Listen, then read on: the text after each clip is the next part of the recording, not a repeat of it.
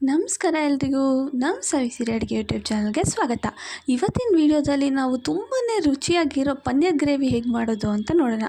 ಅದಕ್ಕೂ ಮುಂಚೆ ನೀವೇನಾದರೂ ನಮ್ಮ ಚಾನಲ್ನ ಫಸ್ಟ್ ಟೈಮ್ ವಿಸಿಟ್ ಮಾಡ್ತಾಯಿದ್ರೆ ತಪ್ಪದೆ ಸಬ್ಸ್ಕ್ರೈಬ್ ಮಾಡಿ ಮತ್ತು ಬೆಲ್ ಐಕಾನ್ನ ಕ್ಲಿಕ್ ಮಾಡೋದನ್ನ ಮರಿಬೇಡಿ.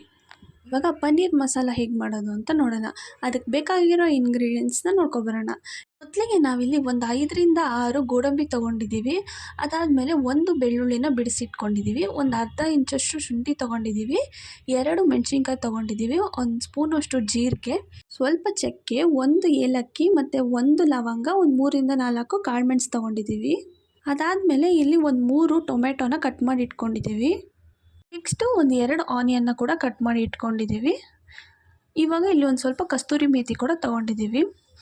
ಒಂದು ಪ್ಯಾನ್ಗೆ ನಾವಿಲ್ಲಿ ಕಸ್ತೂರಿ ಮೇಥಿ ಹಾಕಿ ಒಂದು ಸ್ವಲ್ಪ ಫ್ರೈ ಮಾಡ್ಕೋತಿದ್ದೀವಿ. ಇದು ಸ್ವಲ್ಪ ಬಿಸಿ ಆದರೆ ಸಾಕು. ಅದಾದಮೇಲೆ ಇದನ್ನ ಒಂದು ಪ್ಲೇಟಿಗೆ ತೊಗೋತಿದ್ದೀವಿ. ನೆಕ್ಸ್ಟ್ ಇವಾಗ ಅದೇ ಪ್ಯಾನ್ಗೆ ಒಂದು 2ರಿಂದ 3 ಟೇಬಲ್ ಸ್ಪೂನಷ್ಟು ಆಯಿಲ್ ಹಾಕ್ಕೊಳ್ತಿದ್ದೀವಿ. ಇವಾಗ ಈ ಆಯಿಲ್ ಸ್ವಲ್ಪ ಬಿಸಿ ಆದಮೇಲೆ ನಾವಿಲ್ಲಿ ಒಂದು 3ರಿಂದ 4 ಕಾಳುಮೆಣಸು ಹಾಕ್ಕೊಳ್ತಿದ್ದೀವಿ. ಅದಾದಮೇಲೆ ಇದಕ್ಕೆ 1 ಲವಂಗ ಹಾಕ್ಕೊಳ್ತಿದ್ದೀವಿ, 1 ಏಲಕ್ಕಿ, ನೆಕ್ಸ್ಟ್ ಇದಕ್ಕೆ ಒಂದು ಸ್ವಲ್ಪ ಚಕ್ಕೆ ಕೂಡ ಹಾಕ್ಕೊಳ್ತಿದ್ದೀವಿ. ನೆಕ್ಸ್ಟ್ ಇದಕ್ಕೆ ಒಂದು 2 ಹಸಿಮೆಣಸಿನ್ಕಾಯಿ ಹಾಕ್ಕೊಳ್ತಿದ್ದೀವಿ ಮತ್ತು ಶುಂಠಿ ಮತ್ತು ನಾವು ಬಿಡಿಸಿಟ್ಕೊಂಡಿರೋ ಬೆಳ್ಳುಳ್ಳಿ ಕೂಡ ಹಾಕ್ಕೊಳ್ತಿದ್ದೀವಿ. ನೆಕ್ಸ್ಟ್ ಇದಕ್ಕೆ ನಾವು ತೊಗೊಂಡಿರೋ ಜೀರಿಗೆ ಕೂಡ ಹಾಕ್ಕೊಳ್ತಿದ್ದೀವಿ. ಜೀರಿಗೆನ 1 ಸ್ಪೂನಷ್ಟು ಹಾಕ್ಕೊಂಡಿದ್ದೀವಿ ಇಲ್ಲಿ. ಅದಾದಮೇಲೆ ನಾವು ತೊಗೊಂಡಿರೋ ಗೋಡಂಬಿ ಕೂಡ ಹಾಕ್ಕೊಳ್ತಿದ್ದೀವಿ. ಎಲ್ಲದನ್ನು ಹಾಕ್ಕೊಂಡ್ಮೇಲೆ ಇದನ್ನು ಒಂದು ಸರಿ ನೀಟಾಗಿ ಫ್ರೈ ಮಾಡ್ಕೋಬೇಕು. ಇದು 1 ನಿಮಿಷ ಫ್ರೈ ಆದರೆ ಸಾಕು.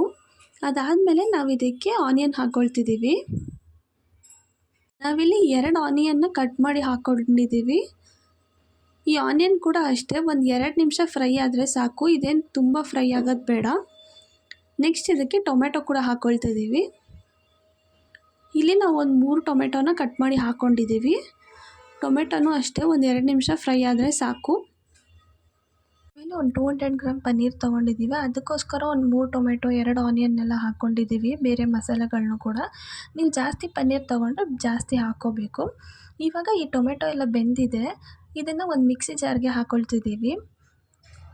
ಈ ಮಸಾಲೆ ಎಲ್ಲ ನೀಟಾಗಿ ಹಾಕ್ಕೊಂಡಾದ್ಮೇಲೆ ಇದನ್ನ ನೀಟಾಗಿ ನೈಸ್ ಪೇಸ್ಟ್ ಮಾಡ್ಕೋಬೇಕು. ನೋಡಿ, ಎಲ್ಲ ನೀಟಾಗಿ ನೈಸ್ ಪೇಸ್ಟ್ ಆಗಿದೆ. ನೆಕ್ಸ್ಟ್ ನಾವಿಲ್ಲಿ ಒಂದು ಫ್ರೈಯಿಂಗ್ ಪ್ಯಾನ್ ತೊಗೊಂಡಿದ್ದೀವಿ. ಇದಕ್ಕೆ ನಾವು ಒಂದು 2 ಟೇಬಲ್ ಸ್ಪೂನಷ್ಟು ತುಪ್ಪ ಹಾಕ್ಕೊಳ್ತಿದ್ದೀವಿ.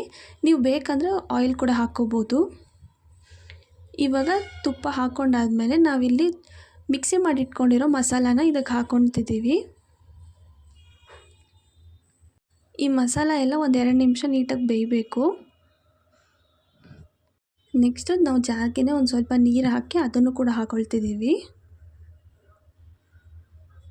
ಇದನ್ನ ಒಂದು ಸರಿ ನೀಟಾಗಿ ಮಿಕ್ಸ್ ಮಾಡ್ಕೋಬೇಕು. ಇವಾಗ ಇದಕ್ಕೆ ಇನ್ನೂ ಒಂದು ಸ್ವಲ್ಪ ನೀರು ಹಾಕ್ಕೊಳ್ತಿದ್ದೀವಿ. ಕನ್ಸಿಸ್ಟೆನ್ಸಿನ ನೋಡಿ ಹಾಕ್ಕೊಳ್ಳಿ. ಇದು ಜಾಸ್ತಿ ನೀರಿಗೂ ಇರಬಾರ್ದು, ಹಂಗಂತ ತೀರಾ ಗಟ್ಟಿಗೂ ಇರಬಾರ್ದು, ಮೀಡಿಯಮ್ಮಾಗಿರಬೇಕು. ಸೊ ಕನ್ಸಿಸ್ಟೆನ್ಸಿನ ನೋಡಿ ನೀರು ಹಾಕ್ಕೊಳ್ಳಿ. ನಾವಿಲ್ಲಿ 1 ಗ್ಲಾಸಷ್ಟು ನೀರು ಹಾಕ್ಕೊಂಡಿದ್ದೀವಿ. ನೆಕ್ಸ್ಟ್ ಇವಾಗ ಇದಕ್ಕೆ ನಾವು ಉಪ್ಪು ಹಾಕ್ಕೊಳ್ತಿದ್ದೀವಿ. ರುಚಿಗೆ ಎಷ್ಟು ಬೇಕೋ ಅಷ್ಟು ನೋಡಿ ಹಾಕ್ಕೊಳ್ಳಿ. ಇವಾಗ ಇದನ್ನೆಲ್ಲ ನೀಟಾಗಿ ಮಿಕ್ಸ್ ಮಾಡ್ಕೋಬೇಕು. ಇದು 1-2 ನಿಮಿಷ ಹೀಗೆ ಬೆಂದ ಮೇಲೆ ನಾವಿಲ್ಲಿ ಪನ್ನೀರನ್ನ ಕಟ್ ಮಾಡಿ ಇಟ್ಕೊಂಡಿದ್ದೀವಿ. ಪನ್ನೀರನ್ನ ಕೂಡ ಇವಾಗ ಇದಕ್ಕೆ ಹಾಕ್ಕೊಳ್ತಿದ್ದೀವಿ. ಈ ಪನ್ನೀರೆಲ್ಲ ಹಾಕ್ಕೊಂಡಾದ್ಮೇಲೆ ಇದು 1-2 ನಿಮಿಷ ನೀಟಾಗಿ ಮಿಕ್ಸ್ ಮಾಡ್ಕೋಬೇಕು. ಯಾಕಂದರೆ ಈ ಪನ್ನೀರೆಲ್ಲ ನೀಟಾಗಿ ಮಸಾಲಾನ ಅಬ್ಸಾರ್ಬ್ ಮಾಡ್ಕೋಬೇಕು. ಅದಕ್ಕೋಸ್ಕರ ಇದು ಒಂದು 2 ನಿಮಿಷ ಹೀಗೇ ಮೀಡಿಯಮ್ ಫ್ಲೇಮಲ್ಲಿ ಬೇಯಿಸ್ಕೋಬೇಕು. ಅದಾದಮೇಲೆ ನಾವಿಲ್ಲಿ ಒಂದು ಅರ್ಧ ಟೇಬಲ್ ಸ್ಪೂನಷ್ಟು ಖಾರ ಪುಡಿ ಹಾಕ್ಕೊಳ್ತಿದ್ದೀವಿ. ಖಾರಕ್ಕೆ ಎಷ್ಟು ಬೇಕೋ ಅಷ್ಟು ನೋಡಿ ಹಾಕ್ಕೊಳ್ಳಿ. ನೆಕ್ಸ್ಟ್ ಇದಕ್ಕೆ ನಾವು ಒಂದು ಅರ್ಧ ಟೇಬಲ್ ಸ್ಪೂನಷ್ಟು ಅರಿಶಿನ ಪುಡಿ ಹಾಕ್ಕೊಳ್ತಿದ್ದೀವಿ. ಅದಾದಮೇಲೆ ಒಂದು 1/4 ಟೇಬಲ್ ಸ್ಪೂನಷ್ಟು ಧನಿಯಾ ಪುಡಿ ಹಾಕ್ಕೊಳ್ತಿದ್ದೀವಿ. ನೆಕ್ಸ್ಟ್ ಇದಕ್ಕೆ ನಾವು ಫ್ರೈ ಮಾಡಿ ಇಟ್ಕೊಂಡಿರೋ ಕಸ್ತೂರಿ ಮೇಥಿ ಹಾಕ್ಕೊಳ್ತಿದ್ದೀವಿ. ಇವಾಗ ಇದನ್ನೆಲ್ಲ ಒಂದು ಸರಿ ನೀಟಾಗಿ ಮಿಕ್ಸ್ ಮಾಡ್ಕೋಬೇಕು. ಇವಾಗ ಇದೆಲ್ಲ ನೀಟಾಗಿ ಮಿಕ್ಸ್ ಆದಮೇಲೆ ನಾವು ಇದಕ್ಕೆ ಒಂದು ಅರ್ಧ ಟೇಬಲ್ ಸ್ಪೂನಷ್ಟು ಗರಂ ಮಸಾಲ ಕೂಡ ಹಾಕ್ಕೊಳ್ತಿದ್ದೀವಿ. ಇವಾಗ ಗರಂ ಮಸಾಲ ಹಾಕ್ಕೊಂಡಾದ್ಮೇಲೂ ಕೂಡ ಒಂದ್ಸರಿ ನೀಟಾಗಿ ಮಿಕ್ಸ್ ಮಾಡ್ಕೋಬೇಕು. ನೆಕ್ಸ್ಟ್ ಇದಕ್ಕೆ ನಾವು ಒಂದು ಅರ್ಧ ಟೇಬಲ್ ಸ್ಪೂನಷ್ಟು ಶುಗರ್ ಹಾಕ್ಕೊಳ್ತಿದ್ದೀವಿ. ಇದು ಟೇಸ್ಟ್ ಚೆನ್ನಾಗಿರುತ್ತೆ, ಅದಕ್ಕೋಸ್ಕರ ಹಾಕ್ಕೊಳ್ತಿದ್ದೀವಿ.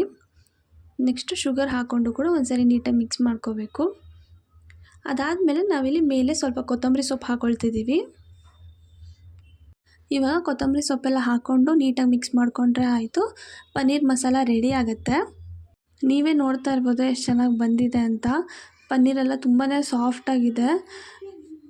ನೀವು ಕೂಡ ತಪ್ಪದೆ ಇದೇ ರೀತಿ ಒಂದ್ಸರಿ ಟ್ರೈ ಮಾಡಿ, ಎಲ್ಲರಿಗೂ ಇಷ್ಟ ಆಗುತ್ತೆ. ಮತ್ತು ಹೇಗೆ ಬಂತು ಅಂತ ಕಮೆಂಟ್ ಸೆಕ್ಷನಲ್ಲಿ ತಿಳಿಸಿ. ಲೈಕ್ ಮಾಡಿ, ಶೇರ್ ಮಾಡಿ, ಸಬ್ಸ್ಕ್ರೈಬ್ ಮಾಡೋದನ್ನ ಮರಿಬೇಡಿ. Thank you for watching.